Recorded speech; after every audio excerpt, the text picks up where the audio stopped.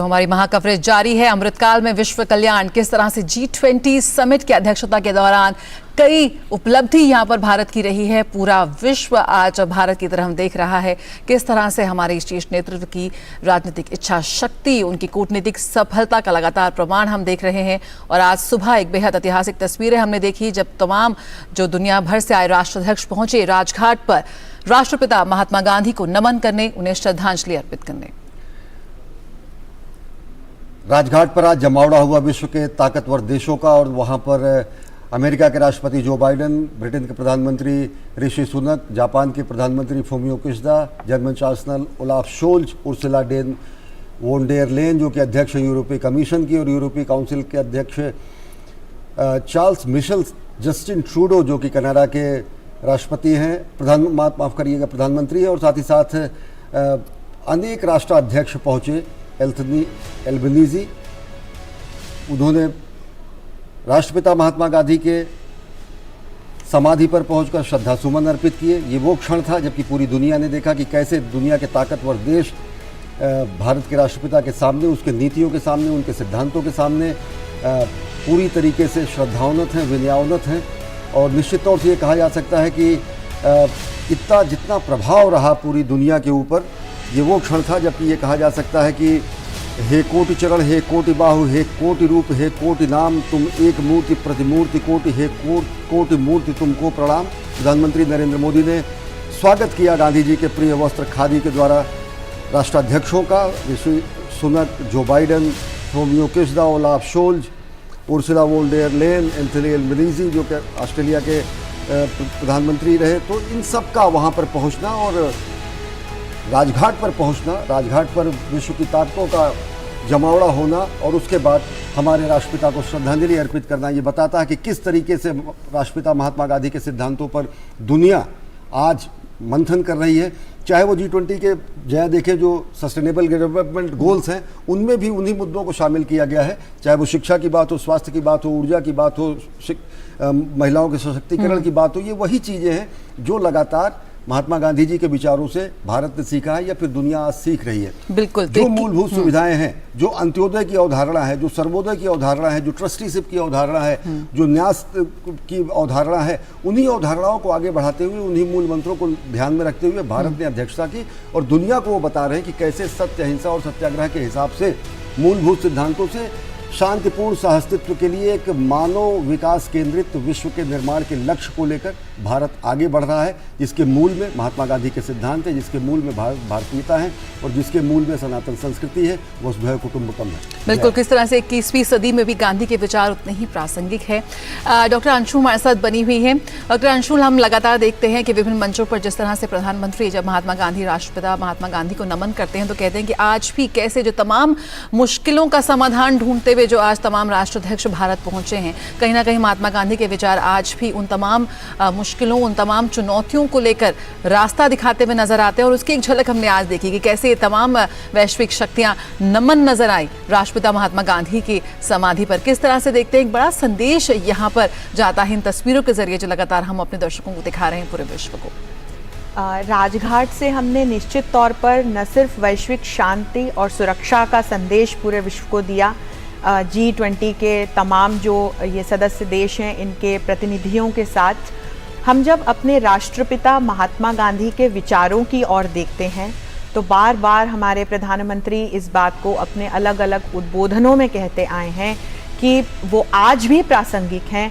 तो चाहे आत्मनिर्भरता की बात हो, चाहे स्वच्छता की बात हो, चाहे करप्शन को एंड करने की बात हो, चाहे सस्टेनेबल डेवलपमेंट की ओर हम देखें, चाहे हम शक्ति के विकेंद्रीकरण की तरफ देखें, चाहे हम महिला सशक्तिकरण की तरफ देखें, चाहे हम इक्वालिटी की तरफ देखें कि किसी भी प्रकार के रेशियल या किसी भी प्रकार के डिस्क्रिमिनेशन का हमारे समाज में कोई स्थान नहीं होना चाहिए।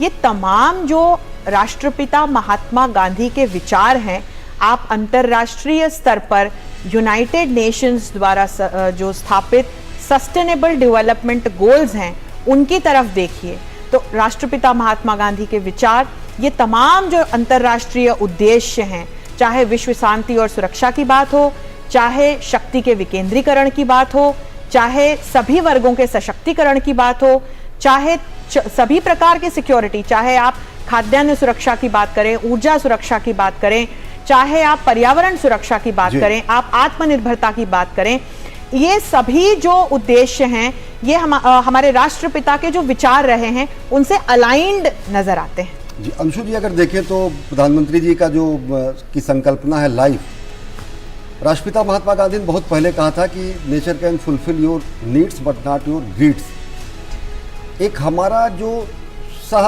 अस्तित्व और साहचर्य है प्रकृति के साथ, वो हमारी सनातन संस्कृति से ही निकला है। हम सबकी पूजा करते हैं और उसी को आत्मसात करते हुए पर्यावरण के अनुकूल, प्रकृति के अनुकूल हम अपनी जीवन शैली चलाएं, ना कि अपने लालच के हिसाब से। ये कितना महत्वपूर्ण और कितना महत्वपूर्ण स्थान G20 के डिक्लेरेशन में। यही विचार जो है और यही जो भावना है, ये जो दर्शन है, हम जब वसुधैव कुटुंबकम कहते हैं तो उसमें भी समाहित है। हम जब कहते हैं one earth, one family, one future, तो उसमें भी समाहित नजर आता है। आपने एक बहुत सुंदर बात कही कि हमारी नीड के लिए तो स्थान हो पर ग्रीड के लिए स्थान ना हो। हम चीज़ों को साझा करना सीखें। तो हम पूरी जब वसुधा को एक परिवार के रूप में देखते हैं तो फिर हम बांटना सीखते हैं। हम अतिरिक्त अपने लालच में संग्रहण करने से दूर जाना सीखते हैं। और उसी को अपरिग्रह भी कहा गया। उसी को बिल्कुल, उसी को हम अपरिग्रह भी कहते हैं। और हम जो भारत के मूल में जो भावना है, हम जो भोजन मंत्र पढ़ते हैं, सहना भवतु सहनौ भुनक्तु सह वीर्यम करवा वहे तेजस्विना वधि तमस्तु मा विद्विषा वहे। हम सब साथ साथ रहें, सब कुछ साझा करें, आनंद हम लें इस जीवन का। इस प्रकृति को हम अपनी आत्मा से जोड़कर देखते हैं और एक दूसरे से द्वेष ना करें। और इसी बात को हमने G20 के मंच से पूरे विश्व को एक दर्शन के रूप में सिखाने का काम किया है। और वैश्विक राजनीति पर में यदि हम पाश्चात्य या विशेषकर जब हम पश्चिमी विचारधारा को देखते हैं तो वो एक एकलवादी विचारधारा है। वहाँ परिवार के लिए या समाज के लिए जो विचार है वो बहुत अलग किस्म का विचार है। वहाँ हर व्यक्ति पहले अपने बारे में सोचता है, एक व्यक्तिवादी सोच ये तमाम जो पश्चिमी देश हैं इनमें एक दर्शन के रूप में हम देख सकते हैं। लेकिन जब अब हम भारत की विचारधारा को देखते हैं, जब हम अपनी संस्कृति को देखते हैं तो हम बांटने की भावना रखते हैं, हम समष्टिवादी सोच रखते हैं। हम बिल्कुल, तो हम यहीं से हमारी जो समावेशी सोच है, यहीं से जो लोकतंत्र की भावना है, यहीं से जो सहयोग की भावना है उसकी उत्पत्ति होती है। और G20 के अध्यक्ष के रूप में मुझे बहुत प्रसन्नता है कि हमने एक देश के रूप में पूरे विश्व को ये एक नया मार्ग दिखाया है। वैश्विक राजनीति में हमने एक नया अध्याय खोला है। मैं बार बार इस बात को कह रही हूँ। बिल्कुल, और यहाँ पे हम लगातार G20 की बात कर रहे हैं, लेकिन G21 की जो एक नए युग की शुरुआत हुई है उसका यहाँ पर जिक्र जरूर करना चाहेंगे। किस तरह से हम देखते हैं अफ्रीका, अगर हम अफ्रीकी देशों की बात करें तो वहाँ पर चीन का भी निवेश है, अमेरिका का भी निवेश है, भारत का भी निवेश है। ऐसे में किस तरफ उसका झुकाव होगा, लगातार इस पर चर्चा होती है, किसका झुकाव ज़्यादा होगा, किसका ज़्यादा दबदबा रहेगा। लेकिन यहाँ पे कहीं ना कहीं विशाल जो अफ्रीकी संघ है उसको जब यहाँ पे शामिल किया गया है तो ग्लोबल साउथ के एक बड़े व्यापक और एक बड़े प्रतिनिधित्व में यहाँ पर वृद्धि हुई है। और कैसे G21 की एक नई शुरुआत हुई, एक नए युग की, उस पर अगर आप बात करना चाहें और कैसे भारत ने ये कर दिखाया, कहीं ना कहीं इस जीत का श्रेय भी यहाँ पर भारत को ही जाएगा।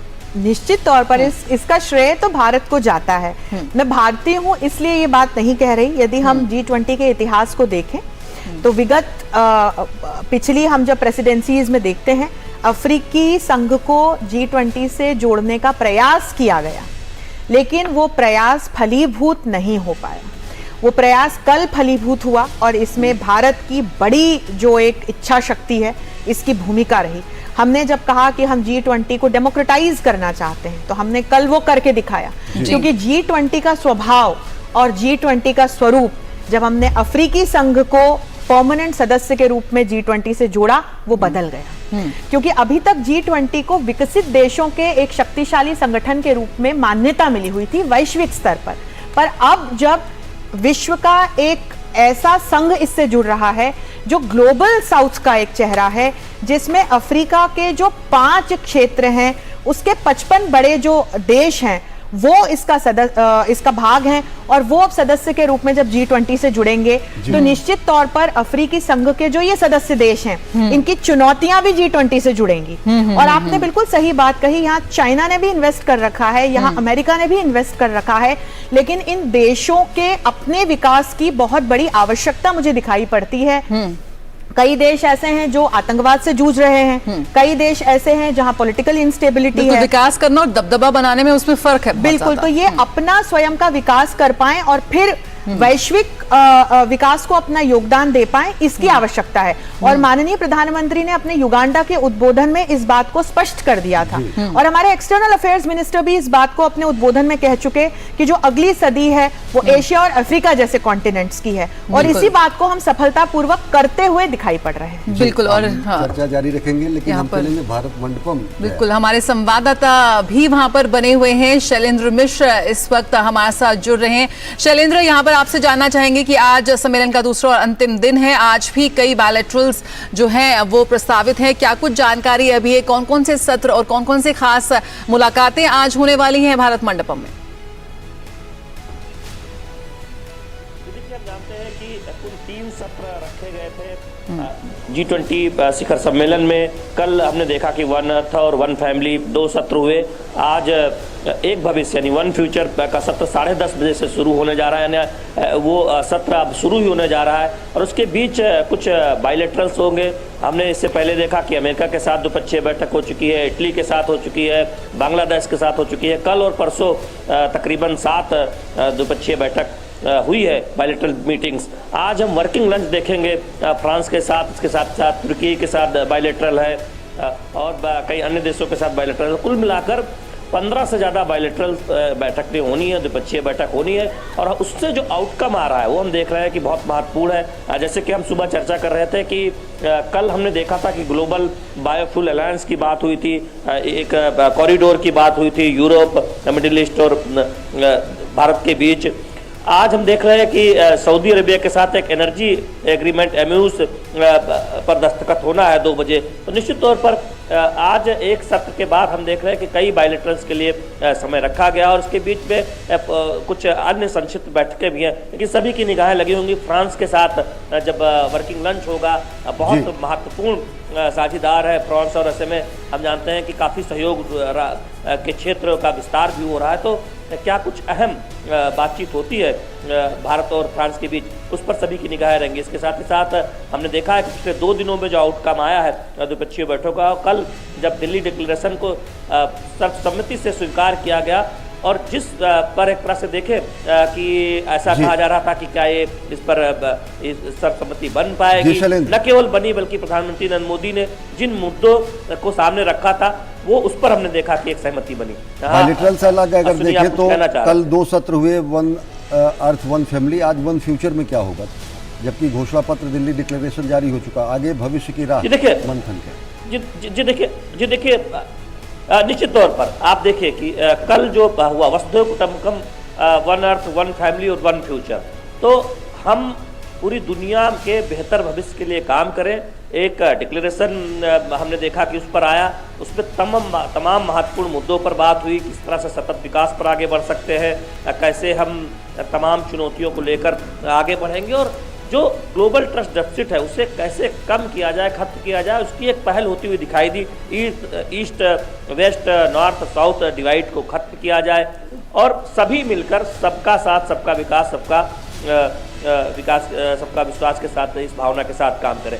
देखिए, जब वन फ्यूचर की हम बात करते हैं तो एक भविष्य की बात करते हैं, यानी हम सबका भविष्य एक दूसरे से जुड़ा हुआ है। सिर्फ आप अपने बारे में चिंता करें और दूसरे के बारे में ना करें, ये इससे हम दुनिया की आर्थिक चुनौतियों से पार नहीं पा सकते। और जैसा कि हम भोजन मंत्र सुन रहे थे, हमारे जो मेहमान कह रहे थे, तुम जानते हैं कि भारत सर्वे भवन्तु सुखिनः की बात कहता रहा है। तो निश्चित तौर पर आज इसमें रोड मैप जो आगे का होगा, जो लक्ष्य तय हुए हैं, क्योंकि हम जानते हैं कि कोविड के बाद जो चुनौतियां बढ़ी है उसके बाद किस तरह से नए कदम उठाए जाने की ज़रूरत है, उस पर हमने देखा है सहमति बनी है। जब अफ्रीकी यूनियन को G20 में स्थायी सदस्य देने का फैसला हुआ। जी शैलेंद्र। प्रधानमंत्री नरेंद्र मोदी ने इसकी पहल पहले की थी और उस पर एक सहमति बनी। तो निश्चित तौर पर अब इस पर चर्चा होगी कि कैसे हम साझा हितों पर एक रोड मैप के साथ आगे बिल्कुल, और इस रोड मैप पे किस तरह से हमें यहाँ पर जबरदस्त समर्थन मिल रहा है उसकी भी एक झलक हम यहाँ पे लगातार देख रहे हैं। शैलेंद्र, इस वक्त मैं देख सकती हूँ आप खड़े हैं इंटरनेशनल मीडिया सेंटर पे। ये वो इंटरनेशनल मीडिया सेंटर है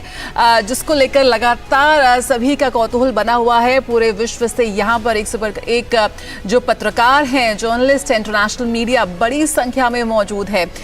किस तरह से वहाँ पर इस वक्त कामकाज जारी है और क्या कुछ प्रतिक्रियाएं मिल रही हैं? कल जिस तरह से दिल्ली डिक्लेरेशन के साथ भारत ने एक इतिहास रचा है, तमाम जो फॉरेन पब्लिकेशंस है किस तरह से भारत की अध्यक्षता में G20 समिट को आगे बढ़ते हुए देख रहे हैं, क्या कुछ लिख रहे हैं हमारे बारे में? देखिए, आप दुनिया भर के जो मीडिया संस्थान है, पब्लिकेशन है, उनकी रिपोर्टिंग को पढ़ें।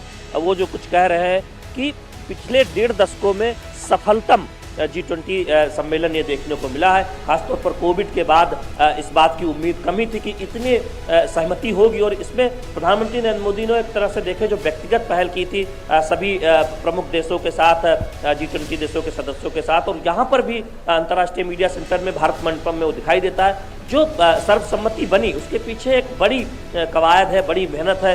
पर्सनल लेवल पर एक तरह से देखें तो इस पर एक वर्क हुआ, तब हमने देखा है कि बहुत सारे मुद्दों पर इतनी सर्वसम्मति के साथ उस पर आगे बढ़ने की बात हुई। क्योंकि ये बहुत ऐतिहासिक बात है कि आप 1.5 दशक के सबसे सफलतम G20 के शिखर सम्मेलन के समापन की तरफ बढ़ रहे हैं और जहां इतना ऐतिहासिक डिक्लेरेशन हुआ है तो निश्चित तौर पर वो दिखाई देता है भारत मंडपम में, यहाँ अंतर्राष्ट्रीय मीडिया सेंटर में जो तमाम पत्रकार आए हैं। हमने देखा कि ब्राजील की तरफ से क्या कहा गया, हमने देखा ऋषि सुनक की तरफ से क्या कहा गया, तमाम जो ग्लोबल लीडर्स आए हैं जो इंटरव्यू दे रहे हैं अपने देश के मीडिया को, हम देख रहे हैं उसमें क्या छप रहा है। यहाँ तक कहा जा रहा है कि जो नहीं आए शायद वो उन्हें ये एहसास नहीं है कि कितना बड़ा मौका वो चूक गए या कितना बेहतरीन अनुभव यहाँ से वो लेकर जाते। एक तरह से ये देखिए, हमने तमाम अंतर्राष्ट्रीय जो पत्रकार आए हुए हैं यहाँ पर, हम जानते हैं कि यहाँ 1300 से ज़्यादा वर्किंग स्टेशन लगाए गए हैं, वाईफाई की सुविधा है, उन्हें स्टोरी फाइल करने में कोई दिक्कत ना हो। हम जानते हैं कि बेहतरीन खाने की व्यवस्था तो है ही, तो उनका भी अनुभव हम उनसे पूछ रहे हैं। तो कह रहे हैं कि इस तरह का G20 सम्मेलन इंक्लूसिव जो है, सबका ध्यान रखते हुए शायद ही कहीं हुआ होगा जो यहाँ नई दिल्ली में भारत मंडपम में और अंतर्राष्ट्रीय मीडिया सेंटर में देखने को मिल रहा है। शैलेंद्र, आप हमारे साथ जुड़े रहें, भारत मंडपम भी हम जुड़ेंगे, वहाँ पर हमारे सहयोगी हैं। अंशु जोशी जी आपसे जानना चाहते हैं, जैसा कि बताया जा रहा है कि न भूतो न भविष्यति, इस तरीके से भविष्य में और बड़े आयोजन भी हम करेंगे, दुनिया भी करेगी, लेकिन 112 से ज़्यादा डॉक्यूमेंट, 60 से ज़्यादा शहर, 200 से ज़्यादा मीटिंग्स, लगभग जिस तरीके से डेमोग्राफिकली इंडिया ने सबको कनेक्ट किया, विश्व ने हमारी संस्कृति देखी, पूरे देश भर में हमने भौगोलिक विस्तार दिया, ये पहली बार इस तरीके से। और क्या कुछ खास सेलिएंट फीचर्स रहे जिसमें हम ये दम भर सकते हैं कि हमने ही कर दिखाया, इससे पहले नहीं हुआ? इसमें एक और बिंदु जोड़ दूंगी, 1 लाख से अधिक मेहमान हमने अपनी अध्यक्षता में मेज़बानी करके दिखाए और अतिथि देवो भव की हमारी परंपरा रही है। इन 2 दिनों में हम देख रहे हैं कि हमारे अतिथि इस बात को कहते नज़र आ रहे हैं कि हमने किस तरह से उनकी खातिरदारी की है। और इस पूरे G20 के अध्यक्ष के रूप में आप जानना चाह रहे हैं कि और क्या मुख्य बिंदु रहे। जी। तो न सिर्फ हमने एक बड़ा बदलाव G20 के स्वरूप में करके दिखाया, हम बार बार इस चीज़ की चर्चा कर रहे हैं, इसके अलावा हमने जन भागीदारी इसमें सुनिश्चित की। तो हमारे माननीय प्रधानमंत्री ने कल भी अपने उद्बोधन में इस बात को बड़े मुखर स्वर दिए कि ये जो G20 है ये पीपल्स G20 है। तो अभी तक इस तरह के जो मंच रहते थे या जो इस तरह के अंतर्राष्ट्रीय संगठन हैं उनका जो एक स्वरूप था उसे इंटेलेक्चुअल और इलीट स्वरूप के रूप में जाना जाता रहा है। लेकिन ये पहली बार ऐसा हुआ कि हमने 60 से ज़्यादा देशों में G20 की अलग अलग जो हमने 200 से अधिक मीटिंग्स कराई उनके सफल आयोजन किए। इसके जरिए हमने किया क्या? कूटनीति में हम बात करते हैं government to government, government to people और पीपल टू पीपल कनेक्ट की। हमने इसे बड़ी सफलतापूर्वक संचालित करके दिखाया, क्योंकि कुछ ऐसे देश रहे कि जहां जब G20 की प्रेसिडेंसी रही तो 2 शहरों में आयोजन हो गए, कहीं 12 शहरों में आयोजन हो गए, लेकिन भारत ने 60 से अधिक शहरों में G20 के आयोजन किए, बड़ी सफलतापूर्वक किए। अपनी भारत की जो विविध संस्कृति है उसको, जो देश विदेश से हमारे मेहमान आए थे उनसे जोड़ा, उनसे अपनी संस्कृति का परिचय कराया। इसमें हमने जन भागीदारी को जोड़ दिया। तो भारत की जो आम जनता है, आज आप किसी से पूछिए, सभी को G20 के बारे में पता है। बिल्कुल, इतने बड़े वैश्विक मंच को किस तरह से आम आदमी से जोड़ा, पीपल सेंट्रिक किया, कई जन भागीदारी कार्यक्रमों का आयोजन हुआ, ये एक बड़ी पहल रही भारत की अध्यक्षता। और ये हमारे राष्ट्रीय कार्यक्रमों से भी जोड़ दिए गए, या यूं कहें कि हमारे राष्ट्रीय कार्यक्रम इन तमाम जो योजनाएं G20 के मंच पर हैं इनसे जोड़ दी गई। तो एक जन भागीदारी भी हमने सुनिश्चित की और एक हमने इसे पीपल्स G20 बना करके दिखाया। ये सबसे बड़ी सफलता भारत की रही G20 के अध्यक्ष के रूप में। जी अंशु जी, एक और सवाल। भारत हमेशा अंतर्राष्ट्रीय मंचों पर मुखर होकर स्पष्ट शब्दों में ये बताता है कि 20वीं शताब्दी के अंतर्राष्ट्रीय संगठन आज बेमानी है। जी, बहुलतावादी विश्व, बहुध्रुवी विश्व और बहुलतावादी पक्ष का पोषण, उसको कितना स्थान मिल पाया है डिक्लेरेशन में? हमने अफ्रीकन यूनियन को जब इससे जोड़ा जी, और विगत दिनों जब हमारे प्रधानमंत्री जोहान्सबर्ग की यात्रा पर गए थे ब्रिक्स के समिट में हिस्सा लेने, तो वहां पर भी नए सदस्य देश ब्रिक्स से जोड़े गए हैं। वहां पर भी ब्रिक्स प्लस हो चुका है, ब्रिक्स का विस्तार हो चुका है। हम बार बार बड़ा मुखर होकर के अलग अलग मंचों से इस बात को कह रहे हैं कि अंतर्राष्ट्रीय मंचों के सुधार की और विस्तार की आवश्यकता है। हमारे जो विदेश मंत्री हैं, जब उन्होंने यूनाइटेड नेशंस की जनरल असेंबली के 77वें सम्मेलन को संबोधित किया, तो उन्होंने जो 2-3 बड़े मुख्य बिंदु विश्व के सामने रखे, उसमें एक बिंदु ये भी था कि जो ये अंतर्राष्ट्रीय मंच हैं, इनको सुधार की, इनको विस्तार की आवश्यकता है। जब हम इन मंचों के इतिहास में जाते हैं तो द्वितीय विश्व युद्ध के बाद शीत युद्ध की छाया में इन तमाम मंचों का गठन हुआ। अलग अलग कारणों से गठन हुआ, इनके लक्ष्य अलग अलग रहे। लेकिन जब हम आज 21वीं सदी में, और जिस तरह की चुनौतियां हमारे सामने हैं और जिस तरह की संभावनाएं हमारे सामने हैं, जिस तरह से देशों के स्वरूप बदल चुके हैं, जिस तरह से शक्ति की अवधारणा बदल चुकी है, जब हम उस दृष्टि से देखते हैं तो हम पाते हैं कि निश्चित तौर पर इन संगठनों के विस्तार की आवश्यकता है। और विशेषकर यूनाइटेड नेशंस की ओर जब हम देखते हैं तो भारत बार बार इस बात को एक संदेश के रूप में यूनाइटेड नेशंस तक पहुंचा रहा है कि यूनाइटेड नेशंस जिस समय बना था, जिस बैकड्रॉप में बना था, जिस तरह से कुछ शक्तिशाली देशों के द्वारा संचालित होता आया, अब उसकी प्रासंगिकता नहीं रह गई है। तो यदि यूनाइटेड नेशंस जैसे संगठनों को प्रासंगिक बने रहना है, तो उसमें जो ग्लोबल साउथ के देश हैं, जो विकासशील देश हैं, जो इमर्जिंग इकोनॉमीज हैं, उन्हें यूनाइटेड नेशंस को नेतृत्व की भूमिका देनी होगी। और निश्चित तौर पर अमेरिका ने भी अब अपने स्वर मुखर किए हैं यूनाइटेड नेशंस सिक्योरिटी काउंसिल में। भारत को परमानेंट सीट देने के लिए अब अमेरिका भी हमारा साथ दे रहा है।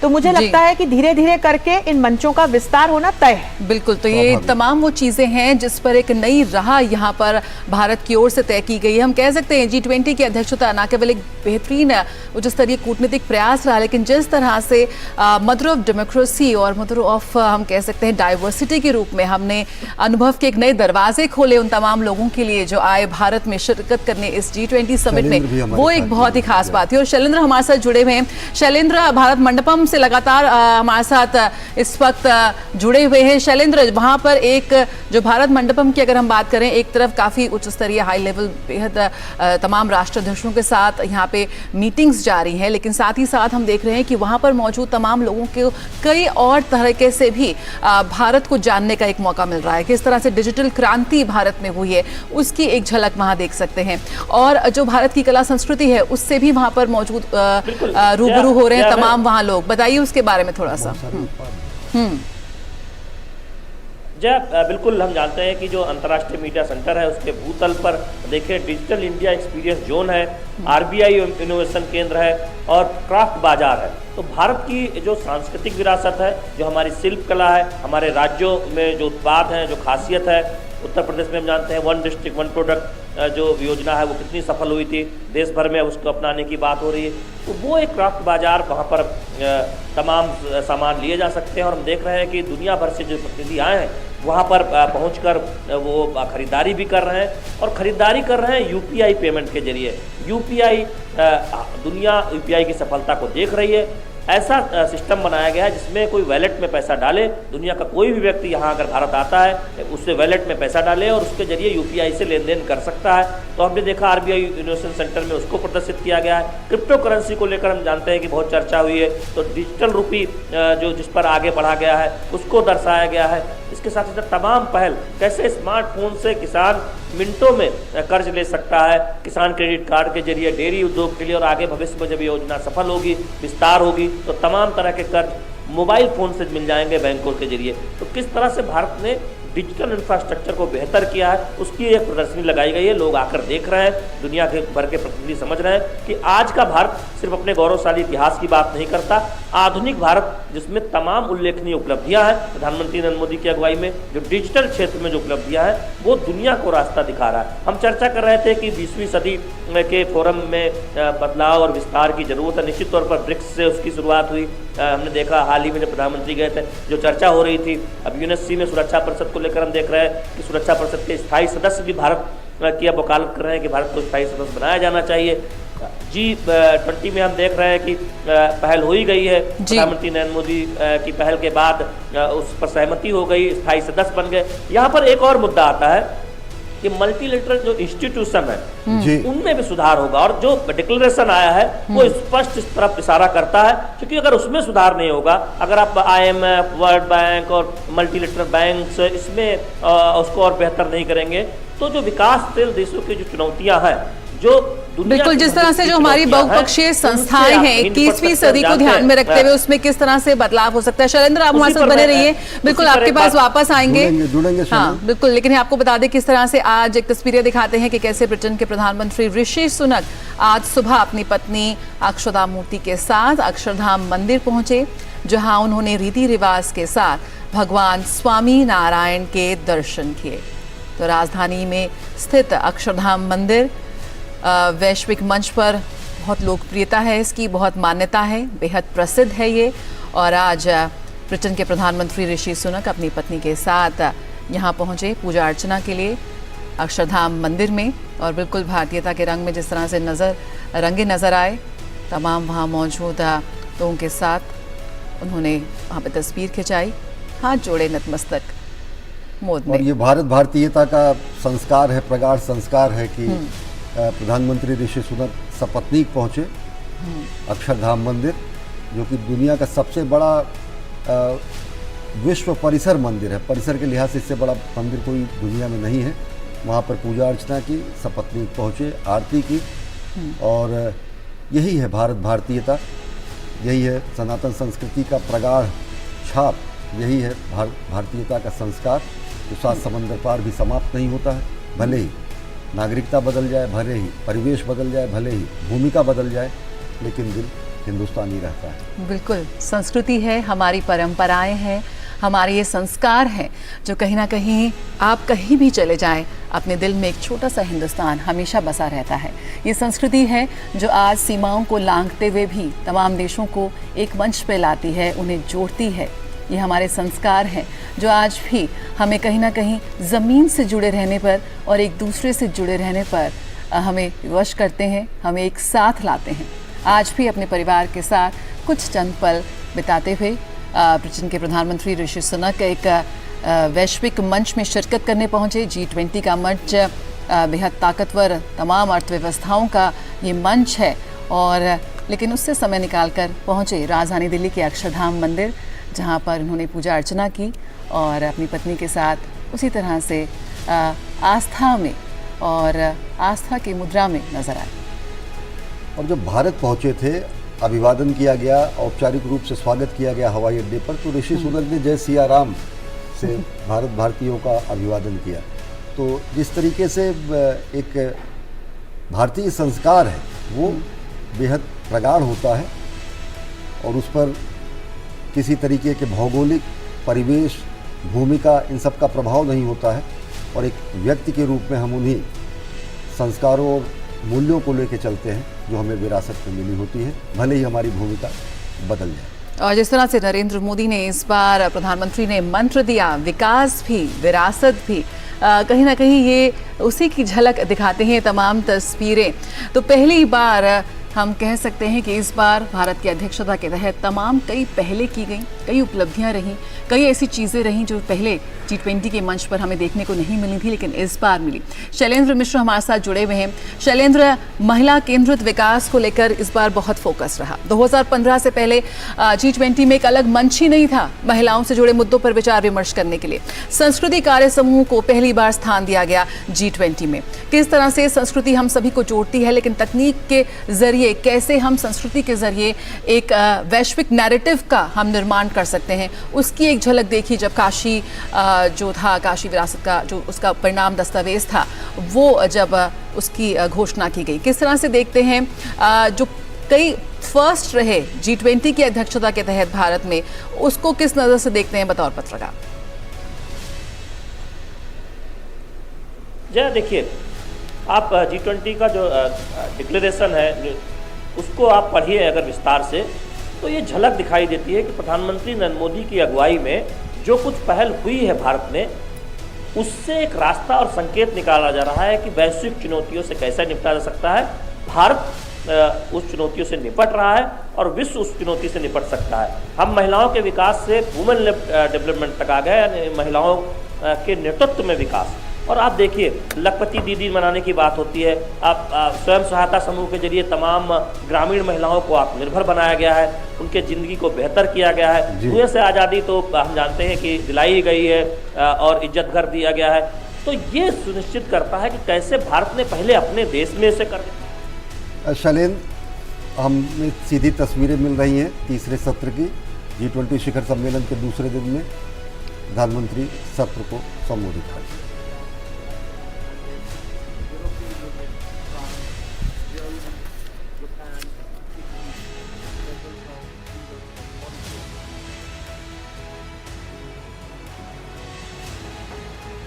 We would now call upon His Excellency the President of Brazil to hand over a tree sapling to the Prime Minister of India.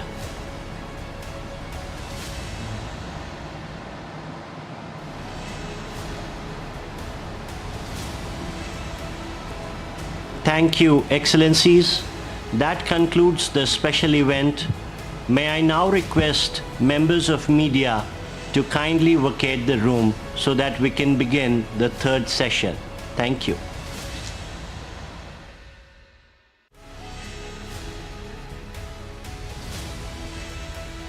सिल्वा, जो कि इनासियो लुला डी सिल्वा ब्राज़ील के राष्ट्रपति, उन्होंने पौधा देकर प्रधानमंत्री नरेंद्र मोदी को दिया और साथ ही साथ जोको विडोडो उन्होंने भी पौधा दिया। साफ तरीके से जो पर्यावरण संरक्षण की बात जो होती है, या जो प्रधानमंत्री नरेंद्र मोदी का जो लाइफ स्टाइल फॉर इन्वायरमेंट की बात होती है, जो प्रकृति संरक्षण, जलवायु संरक्षण की बात होती है, उन्हीं प्रतिबद्धताओं को और ये मजबूत करेगा। अंशु जी, आपसे जानना चाहेंगे कि तीसरा सत्र है वन फ्यूचर, उस पर इस समय चर्चा चल रही है। हम आपसे इस बारे में भी चर्चा करेंगे, लेकिन आइए हमें आपको रिपोर्ट दिखाते हैं। बिल्कुल। तो प्रधानमंत्री ने दूसरे सत्र को शुरुआत करते हुए बताया कि सदस्य देशों ने दिल्ली घोषणा पत्र को स्वीकार किया है और किस तरह से लगातार G20 सम्मेलन पर हमारी कवरेज बनी हुई है। आज दूसरा और अंतिम दिन है और आज जो है G20 समिट में कई द्विपक्षीय वार्ताएं भी होंगी। कुल 15 द्विपक्षीय वार्ताओं के सूत्रों के हवाले से खबर मिली थी और आज यूएई, कनाडा, तुर्की, यूएई और दक्षिण कोरिया से द्विपक्षीय वार्ता हो सकती है।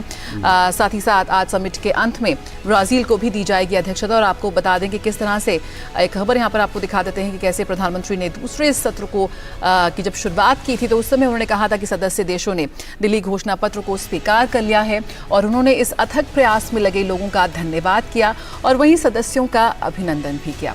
कोविड-19 के बाद विश्व के बहुपक्षीय मंचों में सुधार और वित्त उपलब्ध कराने के अलावा दिल्ली घोषणा पत्र में सतत विकास लक्ष्य को हासिल करने की बात कही गई है। नई दिल्ली घोषणा पत्र की एक और बड़ी उपलब्धि है कि इसे कुल 73 आउटकम है इसमें। आइए देखते हैं स्पेशल रिपोर्ट। हमारी टीम्स के हार्डवर्क से और आप सभी के सहयोग से नई Delhi G20 leaders summit declaration पर सहमति बनी है। मैं इस डिक्लेरेशन को एडॉप्ट करने की घोषणा करता हूं। ये ऐतिहासिक घोषणा पत्र भारत के सबका साथ, सबका विकास, सबका विश्वास और सबका प्रयास के मंत्र का परिणाम है। ये घोषणा पत्र वसुधैव कुटुंबकम की भावना का सम्मिलन है। ये घोषणा पत्र सर्वजन हिताय सर्वजन सुखाय के वैश्विक कल्याण का सशक्त हस्ताक्षर है। ये घोषणा पत्र विश्व के लिए सुनहरे भविष्य का निर्माण करेगा। G20 शिखर सम्मेलन में सभी विकासात्मक और भू राजनीतिक मुद्दों पर शनिवार को आम सहमति बन गई और नई दिल्ली लीडर्स घोषणा पत्र को आधिकारिक तौर पर स्वीकार कर लिया गया। इस मौके पर विदेश मंत्री एस जयशंकर ने कहा कि G20 की अध्यक्षता का संदेश है कि हम एक पृथ्वी हैं, एक कुटुंब हैं, हम एक भविष्य साझा करते हैं। G20 ने भारत को विश्व के लिए तैयार और विश्व को भारत के लिए तैयार करने में योगदान दिया है।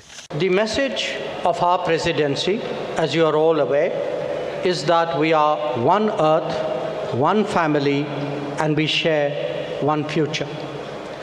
This draws on an age-old belief of Vasudhaiva Kutumbakam. The entire proceedings of the New Delhi summit are in fact organized accordingly, with 3 sessions devoted to each aspect of this theme. Reflecting this approach, we have consciously sought to make this G20 as inclusive and broad-based as possible. It is witnessing the participation of its 20 member states, 9 invitee nations, and 14 international organizations. S Jaishankar ने कहा कि G20 leaders declaration मजबूत, टिकाऊ, संतुलित और समावेशी विकास को बढ़ावा देने पर केंद्रित है। उन्होंने कहा कि यह SDG यानी सतत विकास लक्ष्य की प्रगति में तेजी लाने का प्रयास करेगा। The declaration that the leaders have agreed on today focuses on promoting strong, sustainable, balanced and inclusive growth. It seeks to accelerate progress on SDGs and has come up with an action plan accordingly. It envisages a green development pact for a sustainable future. It endorses high-level principles on lifestyle for sustainable development, voluntary principles on hydrogen, the Chennai principles for a sustainable and resilient blue economy, and the Deccan principles on food security and nutrition, among others. The transformative and inclusive role of technology has been highlighted with a focus on digital public infrastructure. The Indian presidency's proposal of a One Future Alliance has also been noted. The G20 has reaffirmed the fundamental importance of gender equality and committed to halve the digital gender gap by 2030. Recognizing that the post-pandemic world order must necessarily be different from the world before it, the leaders have also emphasized the need to reinvigorate multilateralism and reform international financial institutions. This is particularly relevant to managing global debt vulnerabilities. विदेश मंत्री S Jaishankar ने कहा कि G20 नेताओं ने आतंकवाद के सभी रूपों और अभिव्यक्तियों की निंदा की और माना कि यह अंतर्राष्ट्रीय शांति और सुरक्षा के लिए सबसे गंभीर खतरों में से एक है। The leaders condemned terrorism in all its forms and manifestations and recognized that it constitutes one of the more serious threats to international peace and security. So, in conclusion, as you can all see, all G20 member states have come to New Delhi with a strong sense of responsibility about addressing the most pressing global challenges.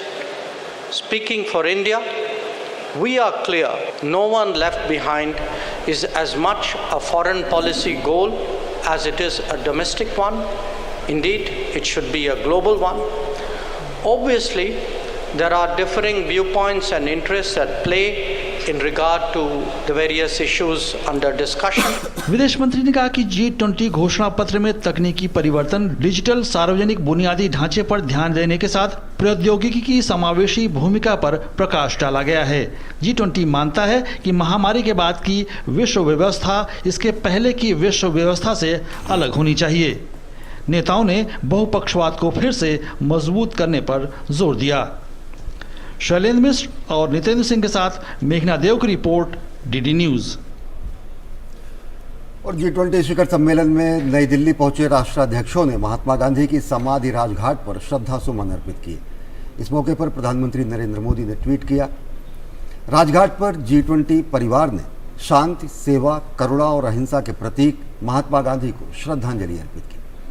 जैसे जैसे विविध राष्ट्र एकजुट हो रहे हैं, गांधी जी के शाश्वत आदर्श सामंजस्यपूर्ण, समावेशी और समृद्ध वैश्विक भविष्य के लिए हमारी सामूहिक दृष्टि का मार्गदर्शन करते हैं।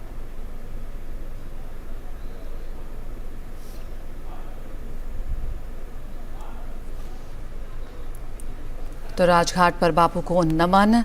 दुनिया के शीर्ष राष्ट्राध्यक्ष जो इस वक्त G20 समिट के लिए भारत में मौजूद हैं, वो तमाम लोग पहुंचे राजघाट पर राष्ट्रपिता महात्मा गांधी को नमन करने के लिए। हम लगातार तस्वीरों में आपको दिखा रहे हैं। इस वक्त आप अपने टेलीविजन स्क्रीन पर देख सकते हैं तमाम राष्ट्राध्यक्षों को एक साथ। हमारे के राष्ट्रपति जो बाइडेन, प्रधानमंत्री ब्रिटेन के Rishi Sunak, Fumio Kishida Japan के प्रधानमंत्री और जर्मनी के चांसलर ओलाफ शोल्ज, तो वहीं उर्सुला वॉन डेर लेयन भी, अध्यक्ष यूरोपियन यूनियन कमीशन, वो भी पहुंची राजघाट पर बापू को नमन करने के लिए। Charles Michel, Justin Trudeau, Anthony Albanese, ये तमाम वो लोग हैं जो राष्ट्रपिता महात्मा गांधी को श्रद्धांजलि देने पहुंचे राजघाट पर। और प्रधानमंत्री नरेंद्र मोदी ने बेहद आत्मीयता के साथ, गर्मजोशी के साथ इनका स्वागत किया और महात्मा गांधी के प्रिय वस्त्र खादी के अंग वस्त्र के साथ उनका स्वागत किया। उन्हें साबरमती आश्रम के महत्व के बारे में राष्ट्रपिता के विचारों से एक बार फिर अवगत कराया। और हमने देखा कि किस तरह से राष्ट्रपिता महात्मा गांधी के प्रिय भजन वैष्णव जनतो के जब मैं वहाँ पर उसको हमने सुना और कैसे उसके बीच इन तमाम राष्ट्राध्यक्षों ने राष्ट्रपिता महात्मा गांधी को नमन किया और वहाँ पर मौन रखा।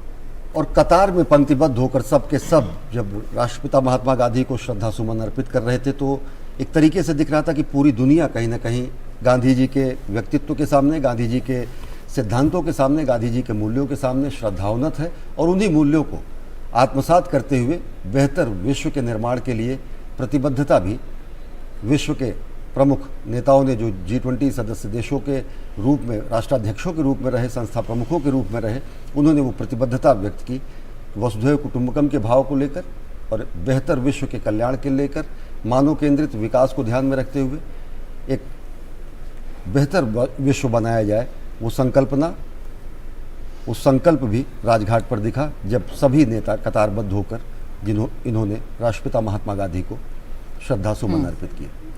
बिल्कुल। तो भारत में G20 शिखर सम्मेलन का आज दूसरा दिन है और आज प्रधानमंत्री शिखर सम्मेलन की बैठक से पहले सभी G20 देशों के नेता राष्ट्रपिता महात्मा गांधी की समाधि राजघाट पहुंचे, जहां प्रधानमंत्री मोदी ने उनका स्वागत किया, उनका अभिवादन किया। और इस दौरान जिस जगह प्रधानमंत्री मोदी खड़े नजर आए, वो वहां पर जहां विदेशी मेहमानों का भी वो अभिवादन कर रहे थे, उसके पीछे साबरमती आश्रम का चित्र लगा हुआ था। पीएम मोदी ने पहले सभी मेहमानों को खादी का अंग वस्त्र पहनाकर स्वागत किया और उसके बाद साबरमती आश्रम के बारे में उन्हें जानकारी दी। प्रधानमंत्री मोदी ने उन्हें खादी के फायदे भी बताए और ये भी बताया कि किस तरह से महात्मा गांधी ने चरखे पर खादी के वस्त्र तैयार वो करते थे। साबरमती आश्रम राष्ट्रपिता महात्मा गांधी की धरोहर और स्वतंत्रता आंदोलन की विरासत है। साबरमती नदी के तट पर इस आश्रम का निर्माण साल 1917 में किया गया था और महात्मा गांधी 1917 से लेकर 1930 तक इस आश्रम में रहे। उनके प्रवास के दौरान साबरमती आश्रम दांडी मार्च समेत कई ऐतिहासिक घटनाओं का गवाह रहा। इस आश्रम को महात्मा गांधी की शांति और उनकी सादगी का प्रमाण माना जाता है। आश्रम का जीवन गांधी जी के सत्य, अहिंसा, आत्मसंयम, विराग एवं समानता के सिद्धांतों पर आधारित महान प्रयोग था। साथ ही आश्रम का ये जीवन गांधी के सामाजिक, आर्थिक एवं राजनीतिक क्रांति से जुड़े विचारों का प्रतीक था।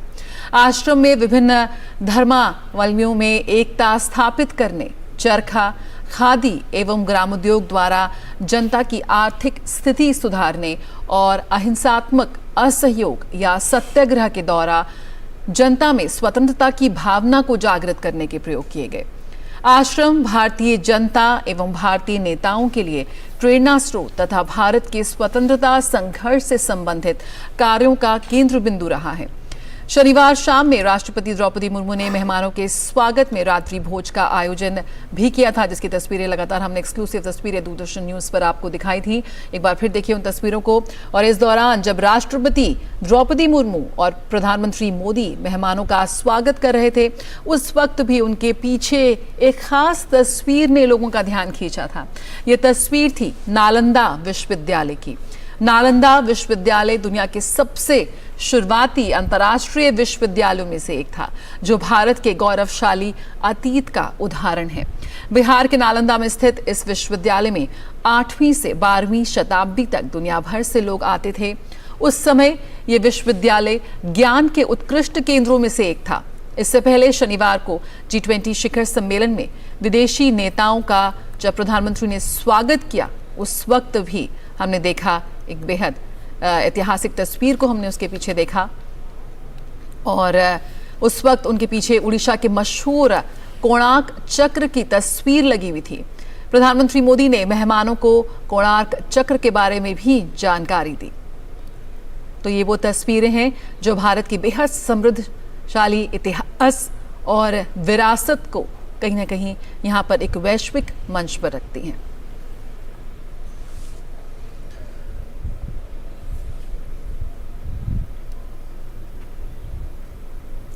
भारत की संस्कृति और विरासत की झलक भी विदेशी मेहमानों ने देखी। और अब से कुछ देर पहले शिखर सम्मेलन के तीसरे सत्र की शुरुआत हुई। आपको दिखाते हैं उनकी कुछ तस्वीरें।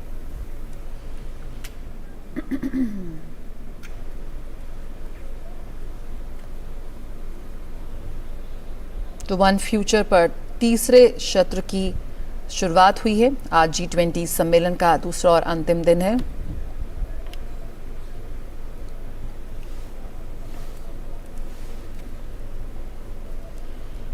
तो लगातार हम देख रहे हैं ये महाकवरेज राजधानी दिल्ली के में G20 सम्मेलन जारी है। मेहमान भी हैं डॉक्टर अंशु जोशी जी। आपसे जानना चाहेंगे अंशु जोशी जी, टिप्पणी जिस तरीके से साबरमती के बारे में प्रधानमंत्री जी का बताना, कोणार्क सूर्य मंदिर के सूर्य चक्र को, नालंदा विश्वविद्यालय के गौरवशाली इतिहास को, भले ही वो भग्नावशेष के रूप में है, लेकिन दुनिया अचंभित होती होगी कि तब जबकि एक बड़े शिक्षा के केंद्र के रूप में तक्षशिला और नालंदा थे, विश्व की अनेक सभ्यताएं उस समय पढ़ना लिखना भी ठीक से नहीं जानती थी। किस रूप में देखते हैं भारत के एक सांस्कृतिक वैभव को भी दुनिया ने देखा और नए तरीके से देखा? भारत का जो सांस्कृतिक वैभव है उस पर हम जितना बोलें, जितनी चर्चा करें वो कम हो जाएगा। और आज उसी की एक झलक हमारे माननीय प्रधानमंत्री ने G20 के इस सम्मेलन में देश विदेश से आए मेहमानों को दिखाने का प्रयास किया। तो चाहे शिक्षा का क्षेत्र हो, हम नालंदा, तक्षशिला और वल्लभी जैसे विश्वविद्यालयों को याद करते हैं। जब हम तकनीक के क्षेत्र में, विज्ञान के क्षेत्र में देखते हैं तो हमारे यहाँ ऐसे हमें एक्सपर्ट्स, हमें ऐसे वैज्ञानिक दिखाई पड़ते हैं, हमें इस प्रकार के लोग दिखाई पड़ते हैं, ऐसे एक्सपर्ट्स दिखाई पड़ते हैं जिन्होंने चाहे चिकित्सा विज्ञान हो या खगोलीय विज्ञान हो या हमारा धातु से संबंधित विज्ञान हो, उसको एक बड़ा योगदान वैश्विक स्तर पर दिया। हमने पूरी दुनिया को जिंक को किस तरह से हम स्मेल्टर करते हैं इसकी कला सिखाई। शून्य को लेकर के भारत का जो योगदान पूरे विश्व पे रहा है वो पूरा विश्व इससे अवगत है।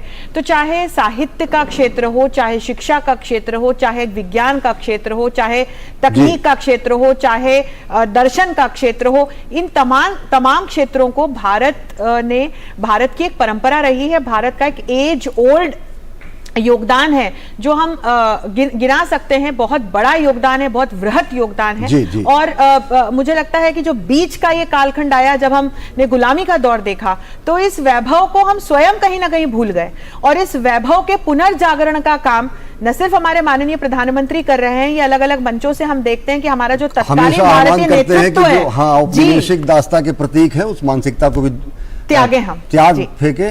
हमारे साथ तापस भट्टाचार्य हमारे संवाददाता भारत मंडपम से जुड़ रहे हैं। तापस, की शुरुआत हुई है और इसके बाद फिर वैलिडिटरी हल्का सा तापस, अगर आप हमको सुन पा रहे हैं तो ये जरूर बताएं कि इनासियो लुला डी सिल्वा ने वृक्ष दिए, प्रधानमंत्री नरेंद्र मोदी को स्वागत किया गया, क्या कुछ खास चर्चा इस तीसरे सत्र एक भविष्य पर?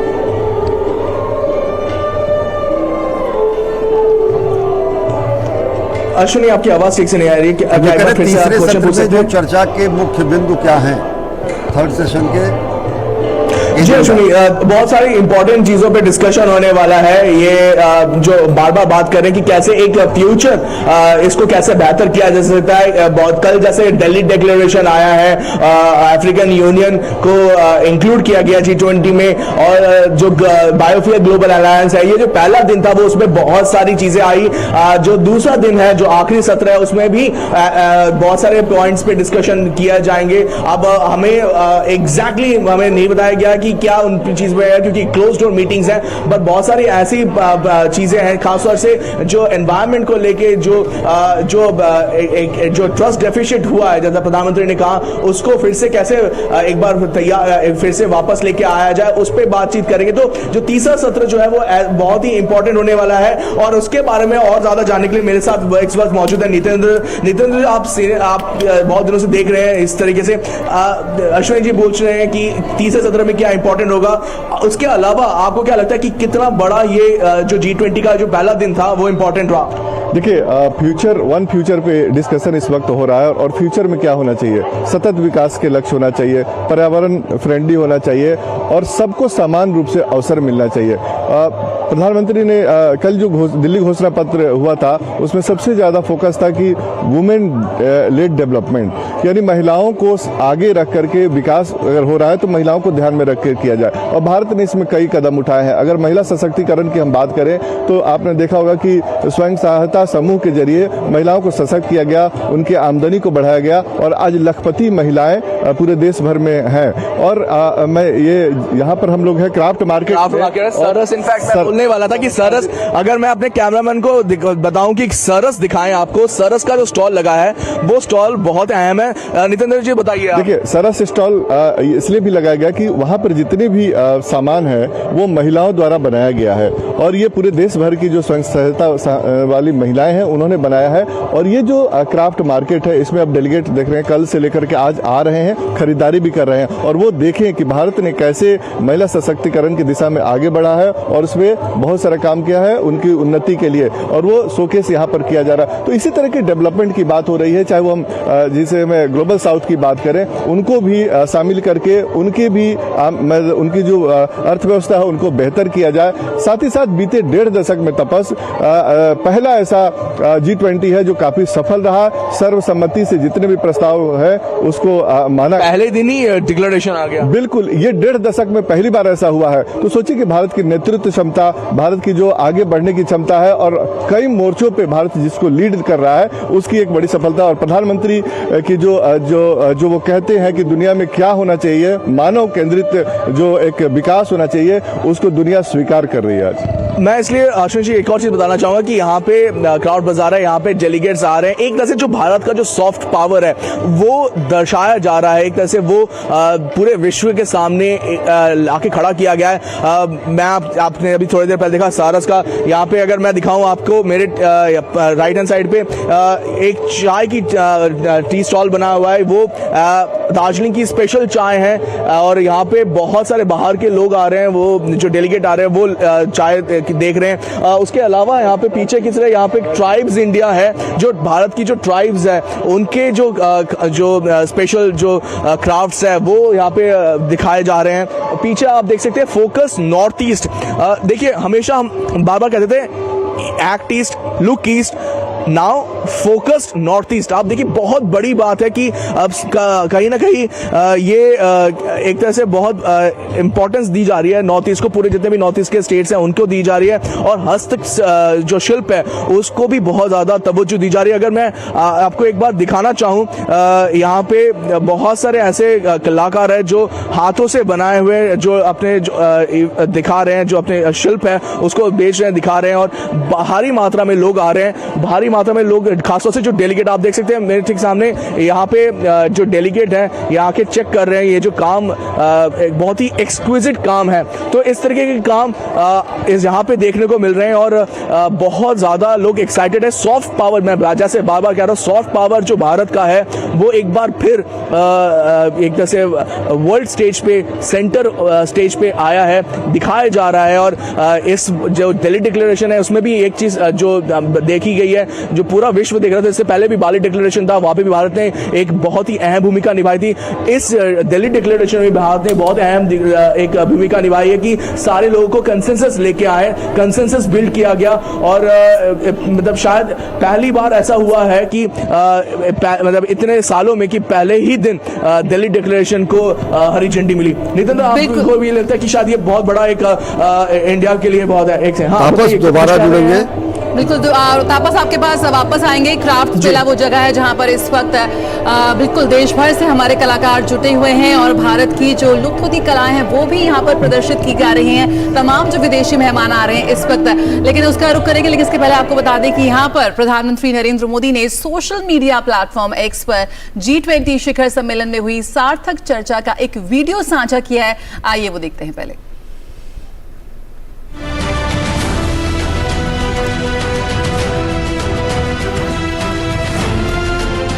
हमारी टीम्स के हार्डवर्क से और आप सभी के सहयोग से नई Delhi G20 leaders summit declaration पर सहमति बनी है।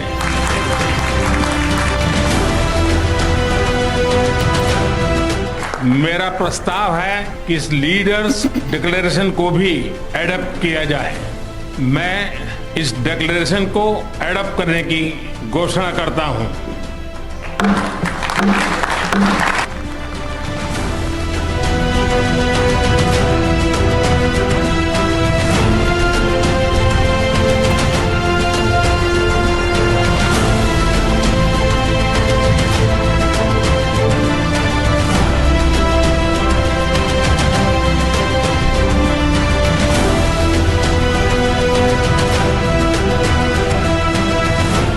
PGII आने वाले समय में भारत, पश्चिम एशिया और यूरोप के बीच इकोनॉमिक इंटीग्रेशन का प्रभावी माध्यम होगा। जब हम कनेक्टिविटी का इतना बड़ा इनिशिएटिव ले रहे हैं, तब हम आने वाली पीढ़ियों के सपनों के विस्तार के बीज बो रहे हैं।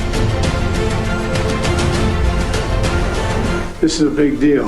This is a real big deal. And I want to thank you, Mr. Prime Minister. One Earth, one family, one future. That's the focus of this G20 summit.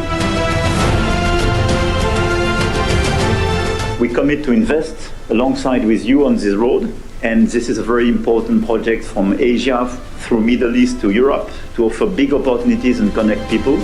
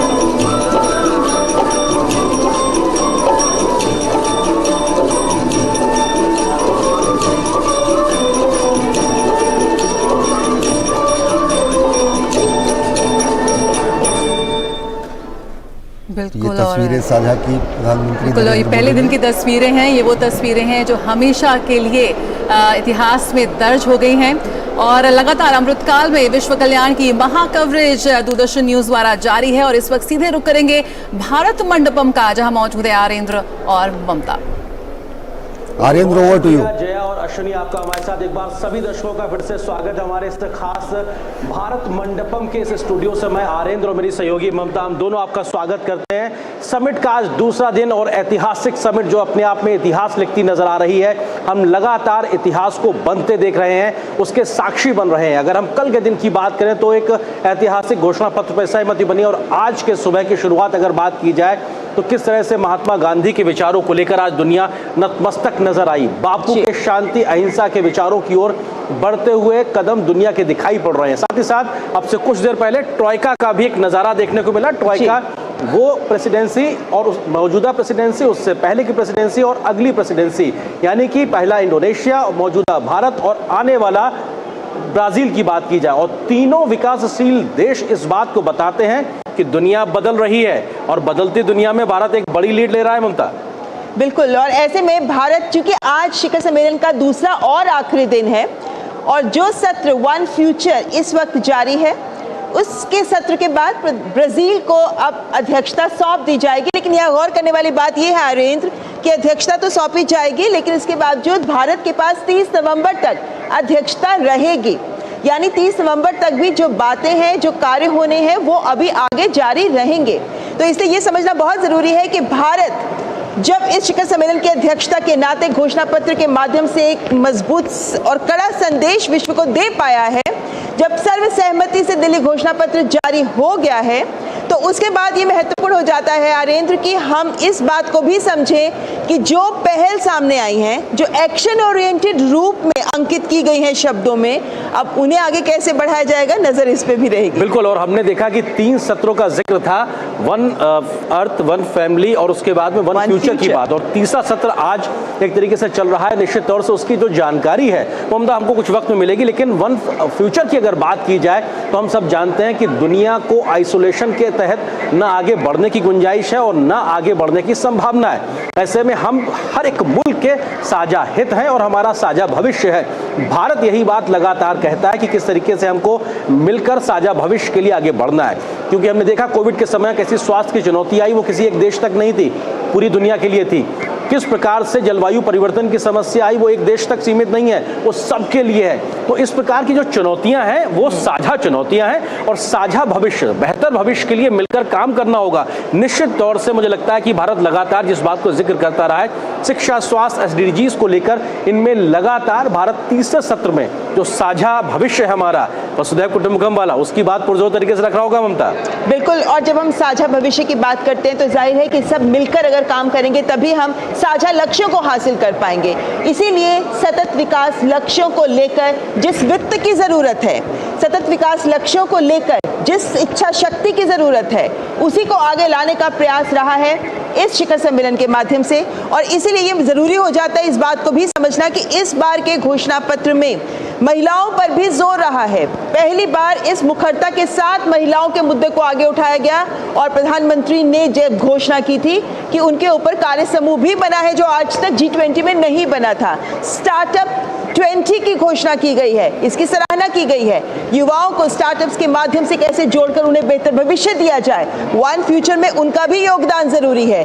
साथ ही साथ जो तकनीक के साथ लोगों को जोड़ने की बात है, उस पर भी जोर दिया गया है। DPI के लिए एक फ्रेमवर्क पहली बार आया है आरेंद्र, और DPI के फ्रेमवर्क के साथ साथ वन फ्यूचर अलायंस भी जो सामने आई है, जो ये सुनिश्चित करेगी कि कैसे लो और मिडिल इनकम कंट्रीज में DPI यानी इस इंफ्रास्ट्रक्चर के लिए, डिजिटल इंफ्रास्ट्रक्चर के लिए उनको क्षमता और वित्त उपलब्ध हो सके, ये सारे आधार भारत की अध्यक्षता में ही तैयार हुए हैं। बिल्कुल, और हम लगातार इस बात को कह रहे हैं। ममता, हमने घोषणा पत्र में भी देखा कि इंक्लूसिव ग्रोथ, हम भारत का एक उदाहरण देख सकते हैं कैसे भारत में प्रधानमंत्री मोदी के नेतृत्व में सामाजिक आर्थिक योजनाओं में हर एक व्यक्ति को जोड़ा जा रहा है, हर एक व्यक्ति को समाहित किया जा रहा है, उसके हिस्से का विकास उस तक पहुंचाया जा रहा है, जिसमें टेक्नोलॉजी इंटरवेंशन बहुत बड़ी बात है।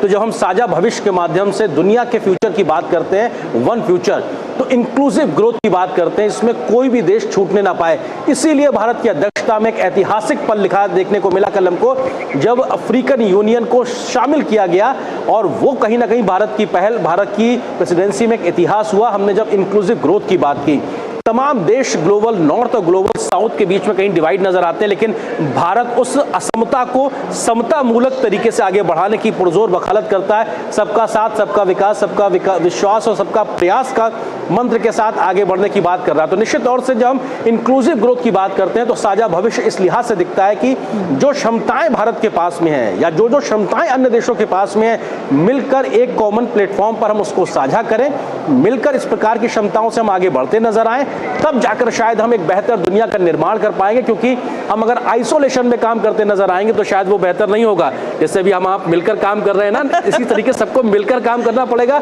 एक बेहतर भविष्य के लिए, ममता। और वन फ्यूचर की जब हम बात करते हैं तो मौजूदा दौर में ये बेहद जरूरी है कि इस वन फ्यूचर के लिए तकनीक एक महत्वपूर्ण माध्यम बन सके। और जब आधुनिक दौर की तकनीक की बात करते हैं, आर्टिफिशियल इंटेलिजेंस जैसी तकनीक की बात करते हैं, तो इस बार G20 शिखर सम्मेलन में आर्येंद्र आर्टिफिशियल इंटेलिजेंस को लेकर स्पष्ट शब्दों में इस बात को रेखांकित किया गया है कि इसका प्रयोग किया जाए। इनोवेशन का भी सही बात कही गई है, इसकी अहमियत को भी रेखांकित किया गया है, लेकिन साथ ही इसकी मॉनिटरिंग, इसके विनियमन की भी बात की गई है। ये आधुनिक प्रौद्योगिकी, भविष्य की प्रौद्योगिकी है, फ्यूचर टेक्नोलॉजी है, लेकिन इसका सही इस्तेमाल सही तरीके से और सभी के विकास के लिए हो सके, इस बात को सुनिश्चित करने का भी इस बार शिखर सम्मेलन के घोषणा पत्र में इस बात का भी प्रयास किया गया है। ऐसे में जब हम एक फ्यूचर की, साझा भविष्य की बात करते हैं तो तमाम देशों के इसको साथ लेकर आगे बढ़ना तो एक बात है, लेकिन इस आधार को मजबूती से हर जन तक पहुंचाया जाए, उस विकास को, इस पहल को सुनिश्चित किया गया है। और जिस तरीके से जन भागीदारी को आधार बनाया गया इस बार के रिकमेंडेशंस का, आर्येंद्र, ये बहुत महत्वपूर्ण है कि हर जन की मुश्किल, हमारे घर में काम करने वाली महिलाओं की मुश्किल, वो तमाम महिलाएं जो अपने छोटे छोटे काम करती है घर में बैठ के और पैसा कमाती है, उनकी मुश्किल क्या है, ऐसे तमाम लोगों तक पहुंचकर इन रिकमेंडेशंस को लाया गया जिन्हें जगह मिली है। बिल्कुल, और निश्चित तौर से ये बेहद महत्वपूर्ण है, क्योंकि जब हम साझा भविष्य की बात करते हैं, जिसपे विश्व मंथन इस वक्त चल रहा है दिल्ली के भारत मंडपम में, तो स्वास्थ्य का मसला एक ऐसा है जहां पे इसको छोड़ा नहीं जा सकता, क्योंकि ये बहुत जरूरी है। कोविड ने सिखा दिया, मानव केंद्रित एक तरीके से विकास को आगे बढ़ाना है तो स्वास्थ्य को आधार बनाना होगा। और निश्चित तौर से जब साझा भविष्य की बात करते हैं तो भारत ने कोविड के संकट में दिखाया कि कैसे वसुधैव कुटुंबकम की भावना के साथ आगे बढ़ने की जरूरत है, और वो भावना आज के समय में, ममता, बहुत प्रासंगिक है। और हम जानते हैं कि भारतीय परंपरागत चिकित्सा पद्धति के माध्यम से भी भारत वो कुछ करके दे रहा है, चाहे योग की बात हो, लाइफस्टाइल मिशन की बात हो, या फिर परंपरागत चिकित्सा का ग्लोबल सेंटर हम देखते हैं कि गुजरात में पहला ऐसा खोला गया है। भारत अपनी हर क्षमता को दुनिया के साथ साझा करने के लिए तैयार है, और डिजिटल वर्ल्ड की क्षमताओं को अपने चिकित्सा पद्धतियों के साथ जोड़कर, टेलीमेडिसिन की बात हो या फिर एक मैन्युफैक्चरिंग हब, हम जानते हैं भारत अपने आप में मेडिसिन के लिहाज से है, तो ऐसी क्षमताओं के साथ में भारत बढ़ता नजर आ रहा है, और भारत अपनी क्षमताओं के साथ में लगातार दुनिया के लिए। अरे, आपने स्वास्थ्य की बात की है, और स्वास्थ्य की बात से इस बात को भी जोड़ना चाहूंगी कि किस तरीके से digital global health initiative WHO के तहत ये इसको लॉन्च किया गया, और प्रधानमंत्री नरेंद्र मोदी ने विभिन्न देशों से इस बात का आह्वान किया कि वे सभी इससे जुड़े। और जब हम स्वास्थ्य की बात करते हैं, हर जन के कल्याण की बात करते हैं, तो पर्यावरण को कैसे पीछे छोड़ सकते हैं। और इसी वजह से पर्यावरण और जलवायु परिवर्तन की चुनौतियों के मद्देनजर इस बार के शिखर सम्मेलन में जो चीजें सामने आई हैं, जो महत्वपूर्ण पहल सामने आई है, खास तौर पर जलवायु के लिए, जलवायु परिवर्तन की चुनौतियों से निपटने के लिए वित्त पोषण की बात सामने आई है, डिजास्टर रिजिलिएंट इंफ्रास्ट्रक्चर को बनाने के लिए देशों की प्रतिबद्धता की बात करें, वो सामने आई है।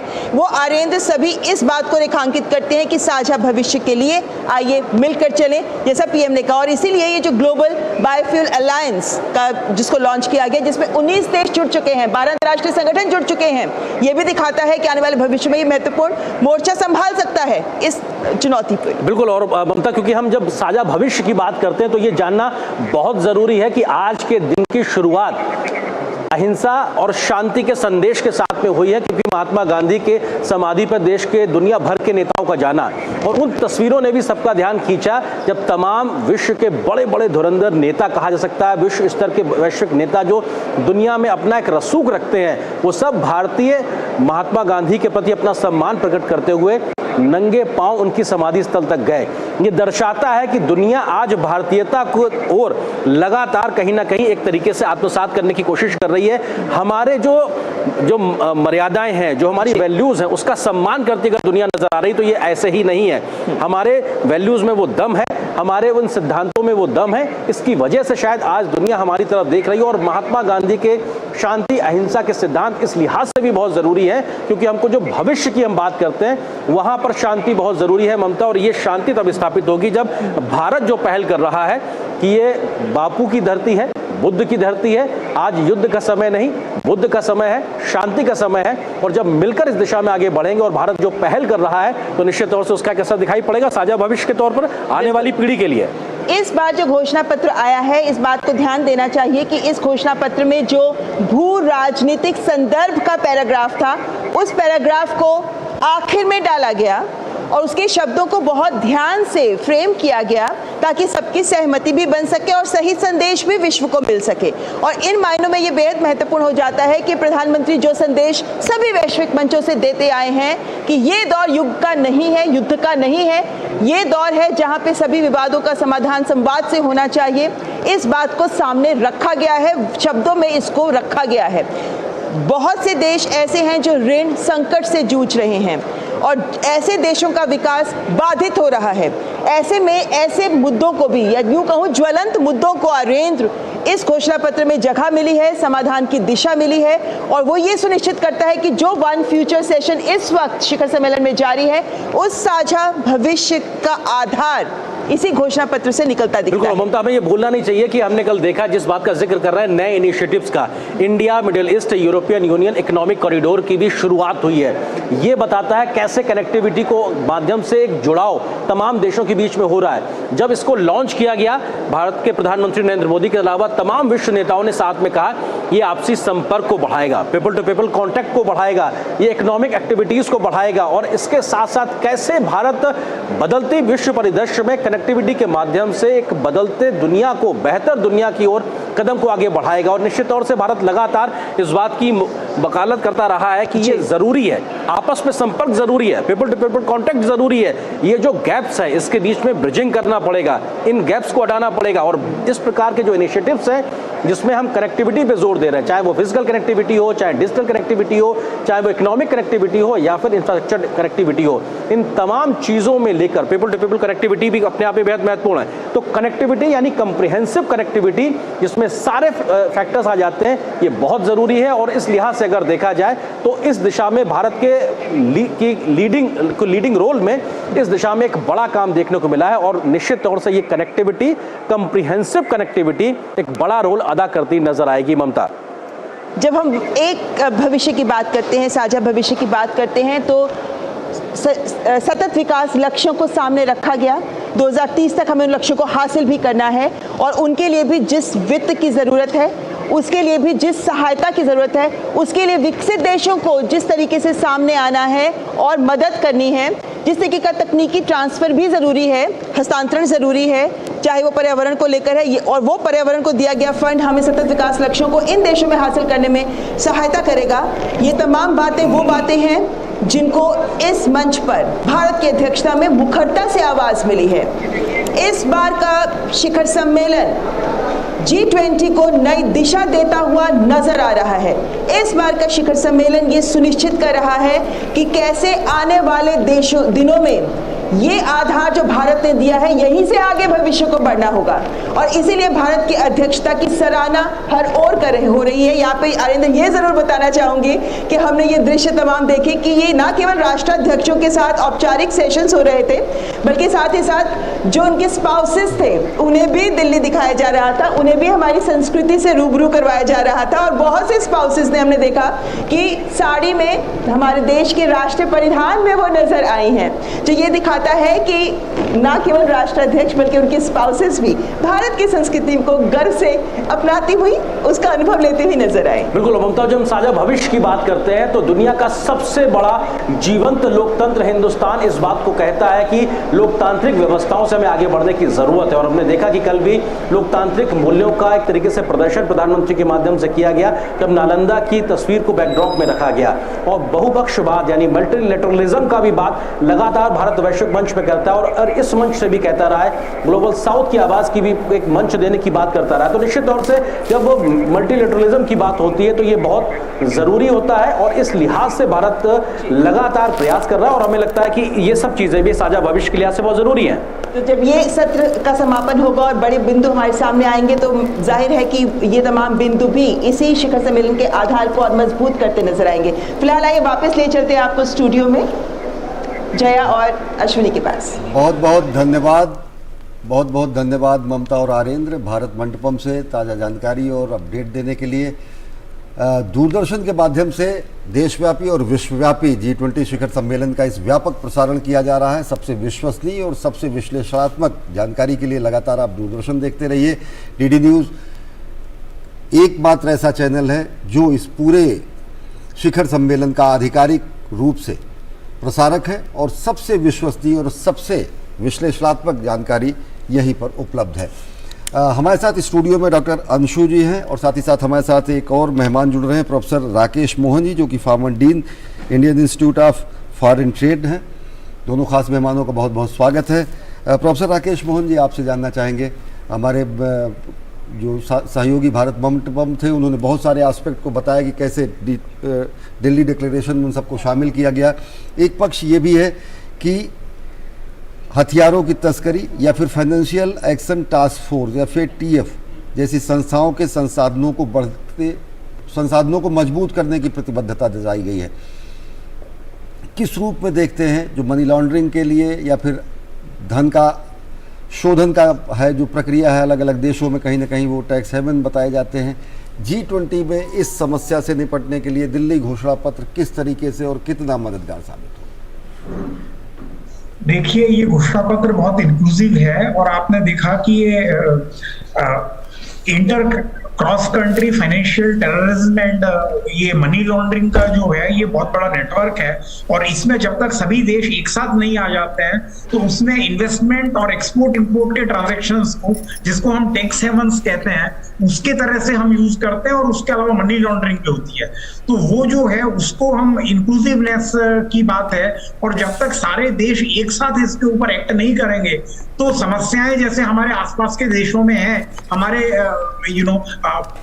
पश्चिमी पड़ोसी देशों में जिस तरह की समस्याएं हैं, तो उसका एक जो कारण है आतंकवाद का, वो फाइनेंशियल टेररिज्म भी है और उसको हमने बड़ा इंक्लूसिव तरीके से इसमें इंक्लूड करने का प्रयत्न किया है। सबसे इंपॉर्टेंट चीज ये है कि इस घोषणा पत्र में जो बात सामने आई है कि जब तक हम कल आपने देखा कि प्रेसिडेंट बाइडेन के भाषण में उन्होंने बहुत ही अच्छी तरह से कहा है कि इसका जो ऑब्जेक्टिव है वो वन फैमिली रहा है और ये मेरे ख्याल से बहुत ही क्रूशियल जंक्चर पे ये दुनिया पूरी है इस समय, जबकि विश्व के अंदर the family has become a dysfunctional family, जहां के ऊपर जो है क्राइसिस बढ़ गया है, कॉन्फ्लिक्ट बढ़ गया है। और कल आपने देखा कि चाइनीज प्राइम मिनिस्टर ने भी बिल्कुल स्पष्ट रूपों में कहा कि we should go for a unity rather than division, and the world should work on the cooperation rather than confrontation and inclusion than exclusion। तो आज की तारीख में आप देखिए कि जो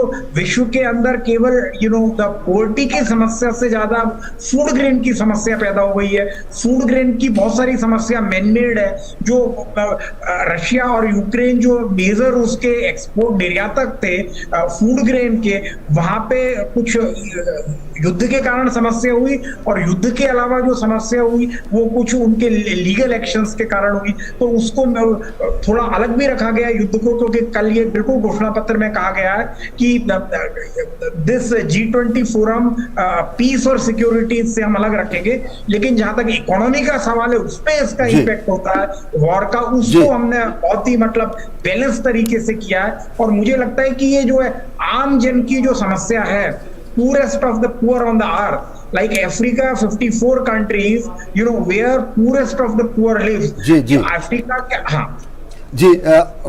डॉक्टर अंशु जोशी जी, आपसे जानना चाहेंगे, इस तरीके से FATF की बात हुई, डिक्लेरेशन में भी कहा गया और हमेशा कहा जाता है, अलग अलग मंचों पे कहा जाता है कि आतंकवाद और उसके सभी रूपों की हम निंदा करते हैं, उसको स्वीकार नहीं करते हैं, लेकिन ये भी देखा जाता है कि सदस्य देश ही UN में जब इस तरीके के प्रस्ताव लाए जाते हैं तो हमारे अंतर्राष्ट्रीय रूप से घोषित होने वाले अपराधियों को, आतंकवादियों को, उसमें कहीं ना कहीं अड़ंगा लगाते हैं। ये जो डायलेमा है या दुविधा है या फिर अलग तरीके से कहें कि अलग नीति है, गुड टेररिज्म, बैड टेररिज्म, ये खुद भी उन देशों के लिए घातक है, मानवता के लिए घातक है, दुनिया को भी निश्चित तौर पर आपने एक बहुत ही महत्वपूर्ण बिंदु उठाया, जिसकी चर्चा भारत और हमारे माननीय प्रधानमंत्री अलग अलग जो मल्टीलैटरल प्लेटफॉर्म्स हैं इनमें अपने उद्बोधनों के जरिए इस बात को स्पष्ट कर रहे हैं कि पहली बात तो there is no good terrorism, there is no bad terrorism. आतंकवाद आतंकवाद है, ये विश्व की एक बहुत ही गंभीर, one of the most prioritised challenges में से एक है, पहली चीज तो ये। और जब हम आतंकवाद की ओर देखते हैं तो ऑक्टोपस की तरह इसकी कई भुजाएं हैं, तो अलग अलग तरह के आतंकवाद पिछले कुछ वर्षों में हमने पनपते हुए देखे। हम देख रहे हैं कि किस तरह से कट्टरवाद के चलते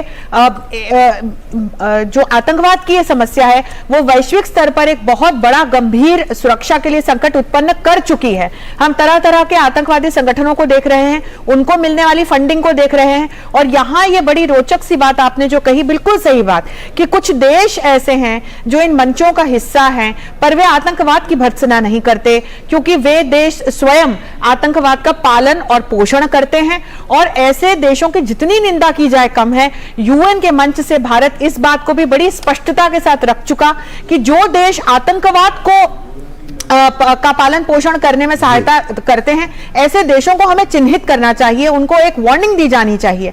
और हम देख रहे हैं कि कैसे आतंकवाद का प्रभाव इन देशों पर भी पड़ रहा है। तो आतंकवाद से जो लड़ाई है, इसके खिलाफ भारत ने एक बहुत बड़ी मुहिम, एक बहुत बड़ा युद्ध छेड़ रखा है, और इस आतंकवाद के खिलाफ लड़ाई का जो एक भाग है वो हमें इस दिल्ली डिक्लेरेशन में भी देखने को मिलता है। और निश्चित तौर पर आज जो हम वन फ्यूचर की बात कर रहे हैं, जो सत्र में चर्चा चल रही है, मुझे लगता है यहाँ आतंकवाद से जोड़कर कुछ बड़ी गंभीर चर्चा या कोई आउटकम हमारे सामने आ सकता है। बिल्कुल, तो क्या हम लोग चलेंगे भारत मंडपम, बिल्कुल भारत मंडपम का रुख कर लेते हैं। नितेंद्र और तपस हमारे साथ मौजूद है। किस तरह से अंतर्राष्ट्रीय शांति और सुरक्षा की यहाँ पर बात हो रही है। भारत मंडपम में इस वक्त वन फ्यूचर एक सत्र चल रहा है। नितेंद्र, आपसे तपस आपसे जानना चाहेंगे कि इस वक्त क्या कुछ हलचल है भारत मंडपम में, किस तरह से G20 समिट का जो दूसरा और आखिरी दिन है उसमें हम आगे बढ़ते नजर आ रहे हैं, क्या कुछ डे प्लान रहने वाला है आगे का? आज यहाँ पे लोग आ रहे हैं, डेलीगेट्स का आना शुरू हो चुका है, और इसके बाद जो मीटिंग स्टार्ट होगी, थोड़ी देर बाद मीटिंग स्टार्ट होने वाली है। थर्ड सेशन जो है वो शुरू होने वाला है, और थर्ड सेशन बहुत ही अहम होने वाला है। जैसे एक बेटर फ्यूचर, एक बेहतर फ्यूचर की किस तरीके से परिकल्पना की जा सकती है, उस पर बातचीत चलेगी। मैं एक एग्जाम्पल देता हूँ, ये दिल्ली डिक्लेरेशन क्यों इतना इंपॉर्टेंट है। बहुत सारे पॉइंट्स हैं, 100 से ज्यादा पॉइंट पे सहमति बनी है। शायद इससे पहले इतने ज्यादा पॉइंट्स पे सहमति नहीं थी। 200 घंटे से ज्यादा लोग इस पे क्या कहते हैं डिस्कशन चला। तो एक पूरा इंक्लूसिव बात, हम लोग बात करते हैं बार बार कि इंक्लूसिव डॉक्यूमेंट है, एग्जॉस्टिव डॉक्यूमेंट। इससे इतना ज्यादा इस पे मतलब आपको देना पड़ेगा जो हमारे शेरपा और लोग हैं कि कितना डिटेल में लिखा गया। और नितिन से बात करें, नितिन पूछा जा रहा है कि जया और जानना चाह रही है कि कितना इंपॉर्टेंट रहने वाला है आज का दिन। कल हमने देखा बहुत ही इंपॉर्टेंट था, आज का दिन सतत विकास, हेल्थ पर्सपेक्टिव और बहुत सी चीजों के लिए कितना इंपॉर्टेंट है फॉर बेटर फ्यूचर। देखिए, बेटर फ्यूचर के लिए 2-3 चीज जरूरी है। पहली बात तो टेक्नोलॉजी, अगर टेक्नोलॉजी का इस्तेमाल होगा तो जो समावेशी विकास है और जो खाई है उसको पाटने में मदद मिलेगी। मैं एग्जांपल के तौर पे कहूंगा, जैसे भारत ने जनधन अकाउंट खोला और करोड़ों लोगों को एक बैंक के आधार पे लाया, और उससे फायदा यह हुआ कि डायरेक्ट उनको बेनिफिट मिलता है। और यहाँ पर अगर हम बात करें, हम शिल्प बाजार में हैं और यहाँ पर डेलीगेट आ रहे हैं, खरीदारी कर रहे हैं, UPI कर रहे हैं। और उन्होंने कहा, हमसे कल भी कहा कि ये क्रेडिट कार्ड से बेहतर है, बहुत कम समय में फास्ट तरीके से हो रहा है। अभी इनफैक्ट थोड़ी देर पहले आपके साथ कोई थे, उन्होंने अभी शॉपिंग भी 10,000 से ज्यादा की शॉपिंग की और सिर्फ यूपीआई के जरिए ऑनलाइन उन्होंने ट्रांजेक्शन किया। तो ये जो चीज है वो आपको समावेशी विकास की तरफ आगे ले जाता है और भारत इसमें लीडरशिप की भूमिका में है और यही दुनिया के सामने वो प्रस्तुत कर रहा है। दो चीज है, हम जहाँ पर खड़े हैं क्राफ्ट बाजार है और क्राफ्ट बाजार में हमारी संस्कृति की झलक है, हमारी कला की झलक है, लेकिन साथ साथ इसमें टेक्नोलॉजी भी है। टेक्नोलॉजी के जरिए हम खरीद रहे हैं, क्या खरीद रहे हैं? कलाकृतियां खरीद रहे हैं जो हमारी परंपराओं से आ रही है, पीढ़ी दर पीढ़ी आ रही है। तो यही चीज भारत शोकेस कर रहा है अपने एग्जाम्पल के जरिए कि सिर्फ हम कहते नहीं है, हम कर रहे हैं और आप देखिए और आप अपने यहाँ अपनाइए भी। हेल्थ की आपने बात किया, हेल्थ में कोविड में हमने देखा कि एक सेकंड हाँ बताए, पूछिए। जो दिल्ली डिक्लेरेशन है उसमें यूनिवर्सल एक्सेस टू हेल्थ के लिए, यूनिवर्सल एक्सेस के लिए क्या कुछ चीज़ें शामिल की गई हैं? क्योंकि भारत में ही जब मिनिस्ट्रियल संबोधन हुआ था प्रधानमंत्री का G20 से संबंधित, तो उससे ठीक पहले एक ट्रेडिशनल मेडिसिन का फर्स्ट इंटरनेशनल कॉन्फ्रेंस भी हुआ था, वो यहीं पे हुआ था। तो भारत ने दुनिया को बताया कि हमारा योग, हमारा आयुर्वेद कैसे विश्वव्यापी हो और वैश्विक विशेषज्ञता को हम कैसे लाभ ले सकें। नितिन, आश्विन जी पूछ रहे हैं कि यूनिवर्सल हेल्थ एक्सेस के लिए कितना इंपॉर्टेंट है ये जो दिल्ली डिक्लेरेशन, क्योंकि कुछ दिनों पहले हमारे यहाँ पे जो अल्टरनेट मेडिसिन उस पे बहुत बड़ा एक इवेंट हुआ था। देखिए, हेल्थ की जो बैठक हुई थी जिसमें 3 भारत ने प्रायोरिटी तय किया था स्वास्थ्य के क्षेत्र में और तीनों को सर्वसम्मति से स्वीकार किया गया था। उसके साथ साथ साइडलाइन में WHO के ट्रेडिशनल मेडिसिन पे एक वर्ल्ड कॉन्फ्रेंस हुआ था, पहली बार हुआ था दुनिया में और इसके पीछे मकसद है कि भारत होलिस्टिक हेल्थ के साथ आगे बढ़ना चाह रहा है, यानी कि ट्रेडिशनल मेडिसिन जिसका हमारी सदियों से उपयोग होता आ रहा है, दुनिया के 170 देशों में उपयोग हो रहा है, तो उसको कैसे रिसर्च के जरिए, एविडेंस बेस जरिए और साइंटिफिक के बेस के जरिए उसको आगे लाया जाए। मेन स्ट्रीम में बेसिकली बिल्कुल। और प्रधानमंत्री बार बार बोलते हैं कि इसको साइंटिफिक तरीके से प्रूव करके और लोगों में पॉपुलर किया जाए। इसीलिए देखा जाए कि देश में जो 22 एम्स खुल रहा है उसमें एक डिपार्टमेंट आयुष का है, क्योंकि साथ ही साथ रिसर्च चला। आयुष मंत्रालय और स्वास्थ्य मंत्रालय के बीच एक करार भी हुआ है इसी बात को लेकर के कि रिसर्च साइंटिफिक बेस हो ताकि लोगों में विश्वास जगे और उसको अपनाए। और इस बार हमने कोविड में भी देखा कि वसुधैव कुटुंबकम की जो पूरी भावना है वो कोविड के दौरान भारत ने दिखाई निश्चित तौर पे। और यही वजह मैं बताना चाह रहा हूँ कि यही वजह है कि दुनिया की जो अंतर्राष्ट्रीय संस्था है UN, उसका एक ऑफिस यहाँ पर खुला है भारत में। तो भारत की इससे पहले सोच भी नहीं सकते थे। तो इसीलिए जरूरी है कि हम होलिस्टिक हेल्थ के साथ आगे बढ़ेंगे तो भारत दुनिया को एक सोल्यूशन देगा हेल्थ के क्षेत्र में। जहां तक बाकी चीजों की बात है, भारत ने जो कदम उठाए हैं, WHO के DG health and wellness centre गए थे। देश में 1,50,000 से ज्यादा हेल्थ एंड वेलनेस सेंटर है और वहां पर टेली मेडिसिन के जरिए दूर दराज एक गांव में बैठा व्यक्ति डॉक्टर से, विशेषज्ञ डॉक्टर सलाह ले रहा था और उसने अपने आंखों से देखा और उन्होंने कहा कि भारत ने अपने हेल्थ इंफ्रास्ट्रक्चर पे काफी कुछ खर्च किया है और दुनिया को इससे सीखने की जरूरत है। इनफैक्ट अश्विनी, मैं आपको ये बताना चाहूंगा, यहाँ पे भी भारत मंडपम में भी ई-संजीवनी का स्टॉल लगाया गया। एक तरह से ये टेक्नोलॉजी और उसके साथ साथ जो हेल्थ पे जो भारत ने काम किया पिछले 1 दशक में, वो उसका जो एक कॉम्बिनेशन है वो एक डेडली कॉम्बिनेशन है। किस तरीके से टेक्नोलॉजी के जरिए गांव-गांव में, दूर दराज के इलाकों में हेल्थ सेवाएं मुहैया कराई जा रही है। तो ई-संजीवनी पे भी आपने भी बात किया था उस टाइम पे, मुझे याद है। यूनिवर्सल हेल्थ कवरेज की जो आप बात की तो यही वो चीज है, टेक्नोलॉजी है जो इसको यूनिवर्सल हेल्थ की जो लक्ष्य है उसको हासिल किया जाएगा। और इसीलिए भारत ने ई-संजीवनी को पब्लिक गुड के तौर पे दिया है और दुनिया के बाकी देशों को फ्री में कहा कि इसको अपनाइए। और इसीलिए जो 3 प्रायोरिटी थी उसमें डिजिटल हेल्थ भी था और एक चीज की इनिशिएटिव WHO के माध्यम से कर दिया गया है कि आगे जो बेस्ट प्रैक्टिस होगी दुनिया भर की, वो डिजिटल टेक्नोलॉजी WHO के माध्यम से बाकी दुनिया के अपनाएं ताकि लोगों को स्वास्थ्य सुधार में सुधार है। बिल्कुल। प्रोफेसर राकेश मोहन हमारे साथ इस वक्त मौजूद है। तपास आप हमारे साथ बने रहिए, आपके पास फिर वापस लौटेंगे। फिलहाल जानकारी साझा करने के लिए शुक्रिया। प्रोफेसर साहब, जिस तरह से हम बात कर रहे हैं वहां पर भारत मंडपम में भारत की जो डिजिटल क्रांति है, उसकी जो संस्कृति है, उसका एक बहुत ही खूबसूरत चित्रण किया गया है तमाम उन लोगों के लिए जो इस वक्त G20 समिट में शिरकत कर रहे हैं। प्रोफेसर साहब, जिस तरह से देख रहे हैं कि तकनीक का लाभ उठाकर भारत ने जो असमानता को है उसे कम करने का एक बहुत बड़ा प्रयास यहाँ पे किया। जिनके पास अकाउंट्स नहीं थे उन तक अकाउंट पहुंचा, जिनको भारत की सरकार की जो योजना है उनका लाभ नहीं पहुंचता था वो लाभ उन तक पहुंचा, सीधे उनके खाते में पहुंचा। हेल्थ से जुड़ी तमाम चीजें हैं। कोरोना में हमने देखा कैसे तकनीक का फायदा उठाकर कैसे दूर दराज तक लोगों तक भी स्वास्थ्य सुविधाएं पहुंचाई गई। किस तरह से देखते हैं आप भारत की इस डिजिटल क्रांति को और कैसे आज जो भारत पूरे विश्व को अपनी डिजिटल क्रांति, अपनी जो डिजिटल नवाचार है वो देने की भूमिका में आज आ गया है?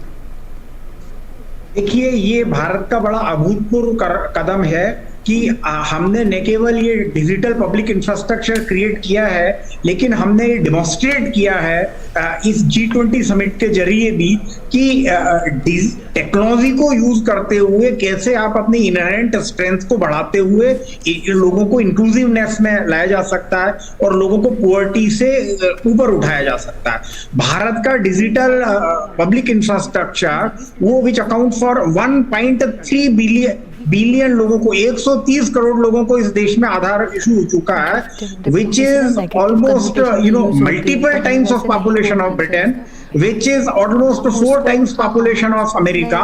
तो ये जो massive scale और speed से हमने जो काम किया है, और ये हमारा देखिए ये जो linkages की बात है कि आधार और आधार से उसके बाद में आपका द मोबाइल फोन से bank account, KYC, identity, and with that Aadhaar KYC it was easy to have mobile account. तो ये पूरी ट्रांसपेरेंसी से गांव के अंदर, ये आपको अमेरिका में नहीं मिलेगा कि भारत में अगर आपको सब्जी भी खरीदनी है, जिसके पास दुकान नहीं है, घर नहीं है, मोटरसाइकिल नहीं है, ये आदमी भी डिजिटली पेमेंट कर रहा है। तो इस तरह से क्या है कि बहुत सारे लोगों को हमने लगभग 12.5-13 करोड़ लोग जो हैं वो पिछले कुछ साल के अंदर जो है वो पॉवर्टी रेखा से ऊपर आए हैं। ये बड़ा कंज्यूमिंग क्लास बन गया है। और प्रधानमंत्री ने जैसे इन्वेस्टमेंट एंड ट्रेड समिट के अंदर 2 हफ्ते पहले कहा कि ये जो क्लास है उसकी प्रोग्रेस से ही विश्व की प्रोग्रेस है, कंपनियों की प्रोग्रेस है, इकोनॉमी की प्रोग्रेस है, और हमको सबको साथ में लेके चलना है। तो वो चीज हमने और वो पूरी दुनिया देख रही है इस मंच के जरिए जो G20 शिखर सम्मेलन में पूरी दुनिया के सदस्य देश और राष्ट्राध्यक्ष और अनेक महत्वपूर्ण संस्थाएं यहाँ पर पहुंची, उनके प्रमुख पहुंचे हैं। बहुत बहुत धन्यवाद प्रोफेसर राकेश मोहन जी, बहुत बहुत धन्यवाद अंशु जी। खैर, आप दोनों खास मेहमान बने रहेंगे, अनुमति हमें ही लेनी पड़ेगी, लेकिन चलते चलते हम यही कहेंगे जया कि अमृतकाल का ये विश्व कल्याण का जो महा आयोजन है G20 शिखर सम्मेलन, 2 दिन के इस विचार मंथन में जो अमृत निकलेगा, ये उम्मीद करेंगे कि विश्व कल्याण के लिए वो संजीवनी साबित। बिल्कुल, और आप बने रहिए दूरदर्शन न्यूज के साथ। ये महा कवरेज, ये मेगा कवरेज जारी है। रुकते हैं एक छोटे से विराम के लिए। नमस्कार। नमस्कार। To invest alongside with you.